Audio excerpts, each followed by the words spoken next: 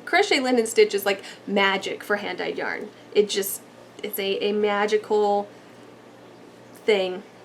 Yes, that's magical. That's my wand.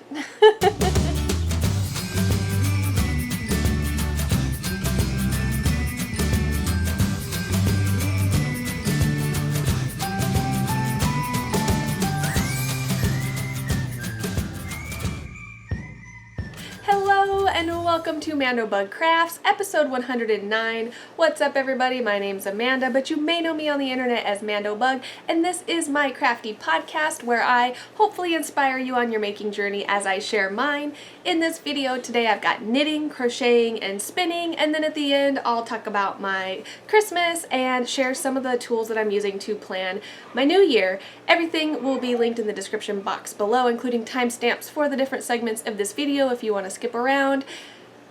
So let's start out with something I've learned. This past couple of weeks since I've recorded, I designed a new hat and cowl set. So let's talk about that too, which is also my only finished object. So this is going to be like a hybrid segment in this video of finished objects and something I've learned. So in my last video, I shared that I finished spinning up the Polworth that I naturally dyed using walnut hull powder, which I just put a video out on that. If you haven't seen it and you're interested, I'll put one of the cards up. But I knit it into a cowl. Let's talk process, right? So I loved the yarn and I wanted to do just like a basic stitch from a stitch dictionary that I enjoyed for a nice squishy cowl because this Polworth is so stinking soft. It's absolutely one of the softest fibers that I've ever spun, and it's so squishy. So I knew I wanted it to be neck or cowl or hat, which I even think I said in the last video. So I thought, okay, cowl, and I started thumbing through stitch dictionaries online, and I came across this stitch pattern, which I have knit before. So I knit the Audition shawl by Michelle Hunter, and this was one of the, it was like a sampler asymmetrical shawl, and this was one of the sampler stitches in the shawl, and I remember just loving this section. And I've seen this stitch pattern in some other designs as well, just sampled in sections, but I've never seen it all over. And so I did a swatch and I started this cowl, and halfway through it I decided it needed a matching hat. So I stopped knitting to make sure I had enough yarn, and I cast on for a hat. And I actually needed more yarn for the hat than I thought, so I had to rip back one repeat on my cowl so that there was enough for the garter stitch border. But so I also designed a hat using this stitch pattern, which is a little bit trickier because the decreases. How do you decrease in pattern, right? So I designed this hat and cowl set, and I charted this up, and I'm pretty happy with the way that it fits and the way that the decreases ended up. I'll take it off and show you the crown here because this has already been blocked. So yeah, I'm happy with the way that I decreased in pattern and the way that the crown ended up. And then for the brim, I wanted something different than usual, and I wanted it to match kind of this garter section in between the fun textured stitches. So I did a garter stitched rolled brim. So the brim is actually double the thickness, which is really nice to have around your ears. And I really like the way that it plays into the pattern of the hat. Now it's not as elastic as a ribbing would be, so it is a little loose under the ears. I probably could have fixed that by going down in needle size. I just didn't think to, but that would probably help. I thought that the folded over fabric would create enough thickness to kind of make it feel like there's a shorter circumference there than there is, but it doesn't really give it elasticity. So if I was going to knit this again, I would go down in needle size, and I'm going to write that into the pattern to recommend that you go down in needle size. But that's something I've learned. I shared a picture of this hat and cowl set on my Instagram, and a gal I know, Kristen, commented and said, hey, that looks like this hat pattern. And it's almost identical, almost identical. And that's what happens when you design things based off of stitches from a stitch dictionary, is you're gonna run into that. And I did kind of look for if there's any hats out using this pattern, but names aren't always, it's hard to find a stitch pattern, if that's a better way to describe it. How do you search for a stitch from a stitch dictionary when you don't know what people named it? You can't. It's very difficult. So while I tried my best not to make something that someone else had already made, I kind of did. So I then was faced with this, okay, so what do? I do want to write up and release this pattern, but it's very similar to another pattern. She did a regular rib in hers. I don't remember the name of the pattern. I'll put it on the screen to show you her hat versus my hat. But at the end of the day, I decided I'm just going to write it up and put it out there because that's the only other hat pattern that I've seen that's similar. It's not identical. I don't know how she decreased her hat, so mine might be completely different in that sense. It's a generic pattern based off a stitch dictionary. And I don't know that the gauge is even the same. And so there's just a lot of factors that go into it that I think it's different enough that I feel comfortable releasing a pattern similar to one that's already out there. This is just something that's going to happen sometimes on accident. I haven't written it up yet. It's something that'll come down the line in the future, but that was something I ran into, is there's already a pattern very similar for this hat. I didn't see one for the cowl. Doesn't mean there's not one out there because the stitch is from a stitch dictionary. That's what happens sometimes. Let me know your thoughts below in the comments on designing using basic stitches from a stitch dictionary and patterns that are similar. I'm curious to hear your guys' opinions on the topic. So, hat and cowl set, I don't have a name for it. If you have a name, I'm open to suggestions, but I'm really happy with the way this turned out. I used every last bit of my hand spun yarn. But anyways, yeah, so that's something I learned, is despite your best efforts of trying not to copy, or not, copy's not the right word because I didn't see it and want to recreate it and try to claim it as my own. It was an idea I came up with on my own, but it was such an easy idea to come up with that somebody else had come up with the same idea and released it in a book, or at least something similar. Because like I said, it's not identical, but it is similar. Yeah, that happens sometimes. Gosh, it's so warm and cozy and squishy, and I really love this Pullworth fiber. I wish I had more of it. Moving on to works in progress, I have been making progress on the shawl that I showed in my last episode.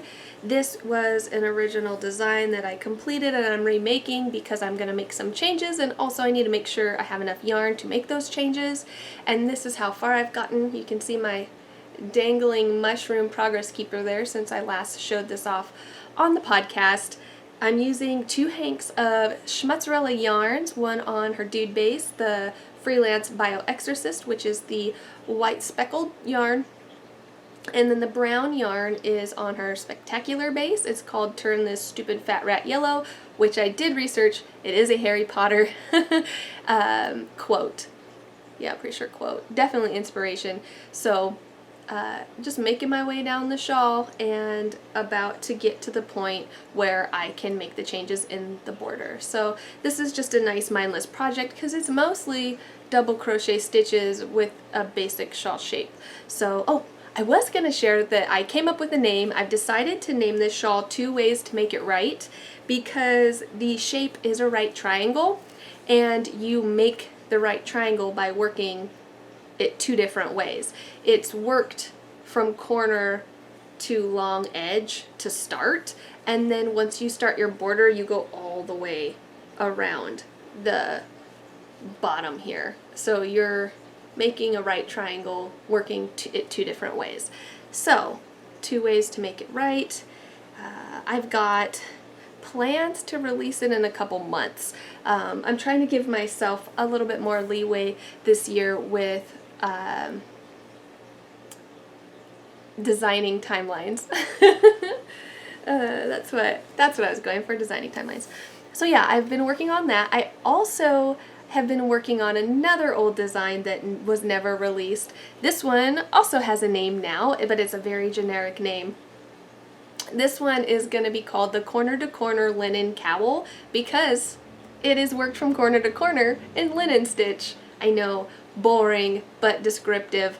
So this one is not a finished object because it still needs its buttons, which I'm gonna order. I found some really cute ones, but the problem with ordering buttons online is that they're not super expensive and shipping costs more than buttons, and then I question my life. Why would I pay $3 in buttons and $6 in shipping without just buying more buttons? But I don't know what buttons I want or need.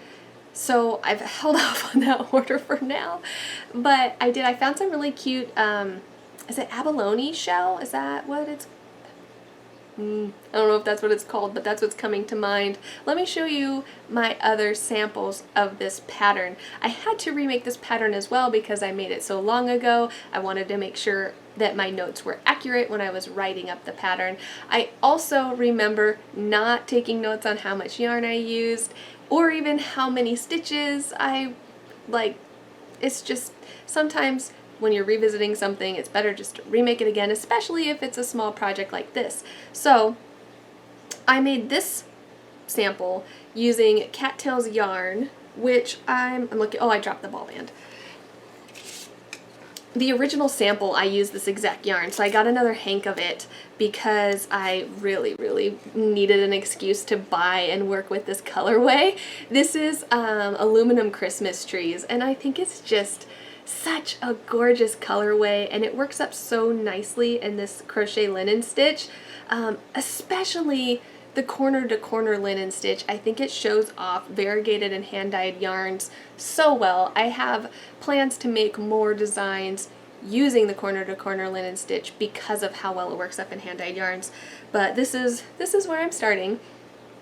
Here's our ball band, Cattails yarn, and this is the Persian base, which is a merino silk alpaca blend, and that just lends to the drape of this cowl as well. Crochet gets a bad rap for not being drapey, rightfully so. It is a very stiff knot-like texture, but when you do, when you're looking for drape, there are stitch patterns that you can lean into, and there are yarns that you can lean into to definitely get a gorgeous drape with crochet. So this guy's waiting on buttons.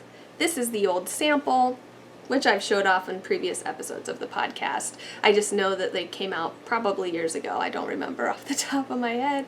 But these are the shell buttons I'm talking about. I don't have, but I'm ordering a silvery blue of this type of button for that cowl. And this is an example of the cowl open with the buttons on. The great thing about this pattern is that these chain one spaces that you work into in the linen stitch allow you to literally button the cowl anywhere you'd like because they fit through every chain one space. So you could button the corner to a corner. That's what also makes designing in this stitch pattern fun, is because you can use that to advantage, button placement and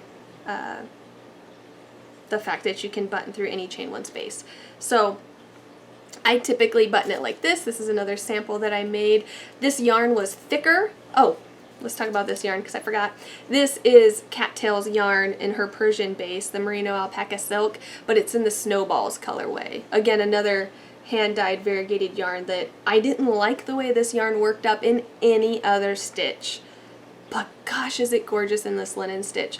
So the crochet linen stitch is like magic for hand-dyed yarn. It's a magical thing. Yes, that's magical. That's my wand. My other sample, this I used a thicker yarn, so I can't use the stitch count from this one, although I know that I used the right amount of yarn, but it's one of those patterns where you can adapt it. Just keep increasing until you're ready to go to the body part and then work the body until you're ready to decrease. And if you weigh your increase section, then you know how much you need to decrease, so you can ideally make it as long as you want, and you'll know if you'll run out of yarn or not, which I have those notes written up in the pattern as well. So you could use something heavier than what I didn't mention is that these yarns are worsted weight.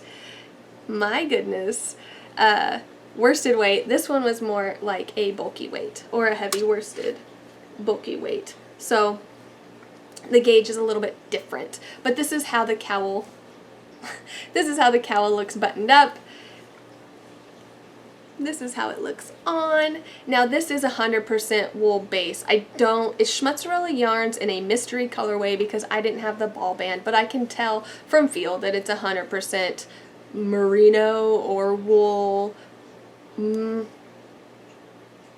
maybe superwash, I'm not 100%, but this is how it looks worn. It's a little stiffer without the silk and alpaca to help give the drape, but it's still a nice cowl. It's nice and warm, and I like the way that it looks. So this pattern I have plans to release in February, I believe. I'll have to re-look over my schedule because I don't remember it off the top of my head, but I'm slowly working away on these, which I should probably mention, because I'm looking to release these patterns. I'm going to be looking for testers down the road. Let me know if you'd be interested. You can reach out to me basically on any form of social media and I'll get back to you. So yes, the only other work in progress that I've been putting my time into, which I really want to put more time into this and knock this out, is my giant woolly fur order, which was like 4 pounds of, oh my goodness, giant Malamute mixed with merino. So woolly fur is my hand spinning commission business where I blend people's dog fur with wool and spin them up their own customized yarn. And I took this giant order kind of on accident, and so I'm working my way through this. I have these 2 hanks spun up. It's a little over 100 grams and a little over 200 yards, so it's kind of a nice worsted weight yarn. So I've been working on that. And speaking of this order, I also had agreed to because I used to struggle with saying no, but I'm getting better about that. I also had agreed to take on another smaller woolly fur order, thinking I could squeeze it in between batches of the big order because I've been shipping the big order in 6 hank batches. So I am squeezing it in between these next few orders, and this is my progress on this order so far. I love keeping my orders in these plastic totes because it keeps them safe and away, and it keeps the bats from being compressed. So this fur is a mix of fur from the owner's dogs. I know one of the dogs is a border collie or a border collie mix. I don't know what the other dogs are, but I've blended up 2 bats mixing the dog fur with black merino, and then I've blended up 2 bats mixing the dog fur with white merino, and these are going to be knit into an ombre hat. I also don't typically do knitting commissions because they really just don't pay for your time. Generally people don't want to spend that much, but this is somebody that I know through a friend of mine, and I believe she was my very first woolly fur order, so I feel kind of grateful for her allowing me to experiment with her as my first customer, but really at the time it felt like subject. So I do have plans to get that done, and I did spend time at my drum carder carding those bats up. I have, by the way, I have been recording my Malamute dog fur order, and so I'm going to be putting out a video soon on how exactly I make that dog fur yarn. So that'll be coming next month if that's something that you're interested in, or it might be out at the end of this month depending on how things go. Yeah, But that's basically all I've been working on. So moving on to Let's Chat, Christmas has just recently passed, and so did my daughter's birthday. So for Christmas we had a wonderful holiday at home with the family. I got a brand new ball winder and Swift, which I'm so excited about. I broke my ball winder and my Swift a couple years ago, but I was working at a yarn store, so I was just borrowing theirs before and after shift. But now I don't work there anymore, and I've been having to wind my balls by hand, so I gratefully got a ball winder and Swift for Christmas, and so now I don't have to hand wind anymore. And I got the Stanwood ball winder and Swift, so I'm really excited to try those out. I know I've seen several not so good reviews on some of the cheaper ball winders, so I'm excited to see if the Stanwood holds up over the years. This is my first time owning a hand crank ball winder, because the ball winder I used to have was an electric one that I got from Hobby Lobby with a 50% off coupon, so it was only $40 for an electric ball winder, but the motor burnt out after a handful of years. I feel like it was a reasonable amount of time, and it took a reasonable toll before it burnt out on me, but it did burn out on me. And my Swift I made myself, and I broke it because it wasn't very good quality wood, and I didn't do a very good craftsman job on it. But the Stanwood Swift is the same style that I had made myself in the past, so I'm excited that I get the style I like. But this time it's going to be more durable because it wasn't handmade by me, who has very little woodworking skills and experience. I also received this gorgeous hand knit sweater for Christmas too. This was knit by my friend Patricia, who is Madly Creative Me on Instagram. She does a really fun daily tarot drawing for creatives in her IGTV. So if you're interested in things like that, definitely go check her out. I do enjoy her readings when I'm on Instagram and remember to go find them. So I don't know what yarn or pattern she used. I'm going to have to reach out to her because I'm sure there's somebody that's going to want to know. But it's this gorgeous cardigan. It's just missing buttons, but I'm in no hurry to get the buttons on them because I wear my cardigans mostly open anyways, so I've been wearing it without buttons anyways. But I believe she knit this cardigan like 3 years ago, and she wore it I think a couple times.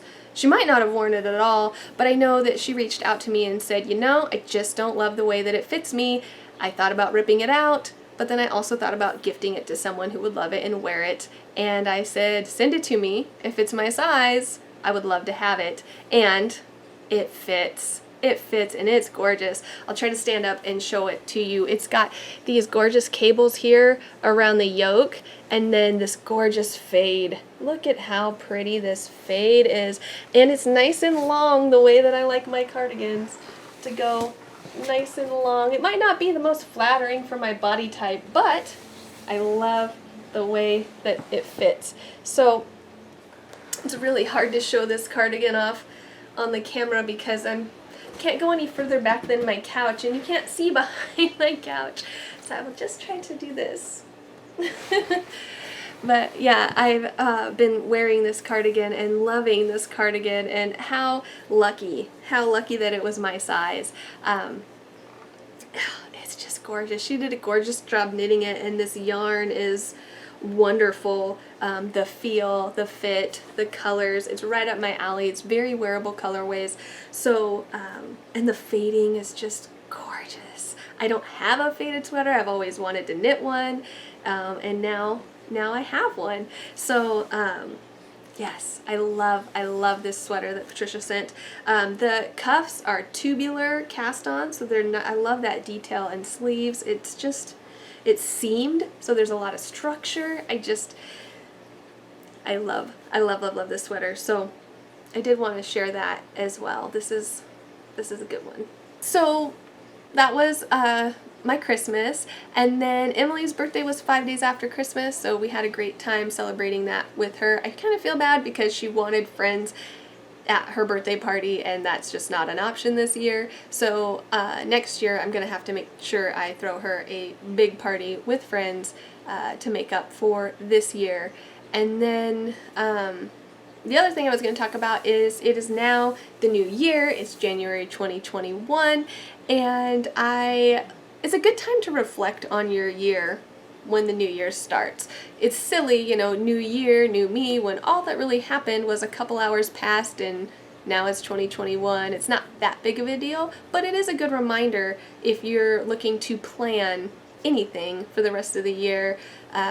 It's a good time to sit down and think about that, which is what I did. I dusted off this book that I bought at the end of 2018, I believe, because I filled it out in 2018 for plans for 2019, but I only followed the plans for like 2 months and then I never touched it again. I also didn't completely finish the workbook. So this is Map Your Business by Tara Swiger, and she has an awesome podcast. If you haven't seen it, I'll link it below. It's a really great podcast to watch. She is currently on maternity leave, I believe, but she still has a lot of great resources out there, and a lot of her stuff is timeless. It's something that you could watch now, and it still is going to have an impact on you today.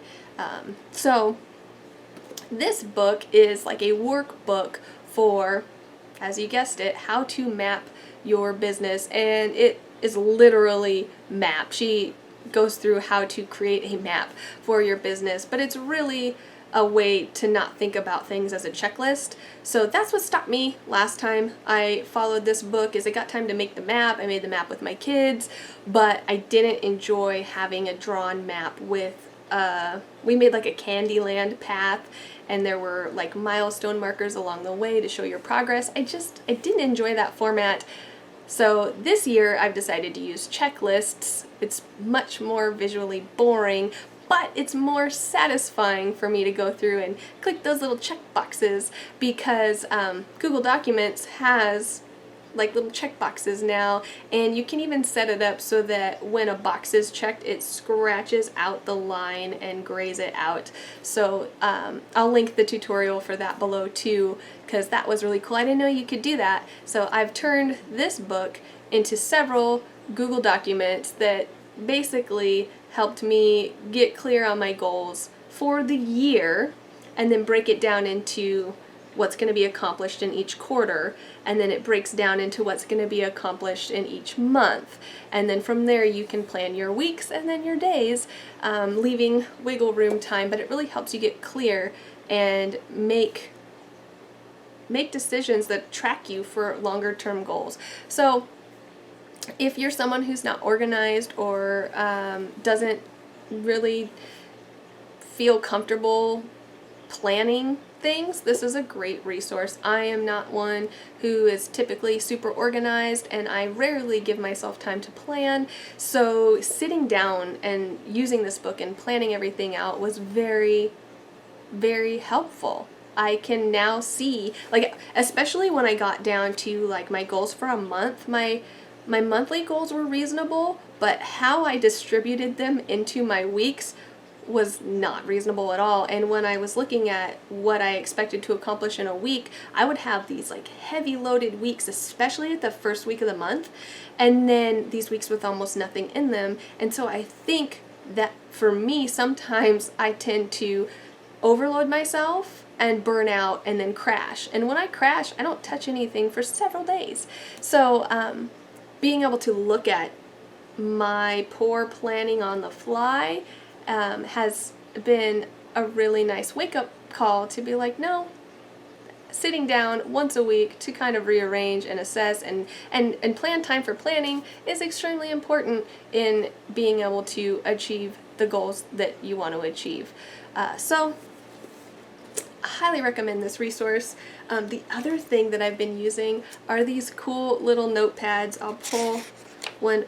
Oh, they're sticky notes, so I'll just pull today's off because that way I can show you a blank page. This is a really cool sticky notepad that's not very big. You can see it's smaller than the size of my head, and it is today's plan of attack, and it only allows you so many spaces to write down what is the most critical item for the day, what would you like to get done, and what is there not time for, what is there not a chance of. And what I really like about this not a chance section of these daily notepads is that it allows you to write down what you want to get done, but you know you don't have time for today, so you can carry it into tomorrow. And it helps relieve that guilt of not completing your whole list, because you know there's things on your list that you will not complete. So if you have issues with being, like I know I have issues wanting to complete things from start to finish. It's really hard for me to like take a break when I'm close to the end. And it's really easy for me to quit something if I can tell that I'm not going to be able to complete it all in a short period of time. So this definitely has been helping me with that, which I'll link to below as well. And I should maybe say none of these are affiliate links if that matters to you at all. I will let you know if I ever have an affiliate link, because I know that is important. I don't want anyone to feel like I'm trying to make money off of them. So if I ever have an affiliate link, I will be very clear and let you guys know if I get paid for promoting anything, but I am not promoting anything for pay currently. So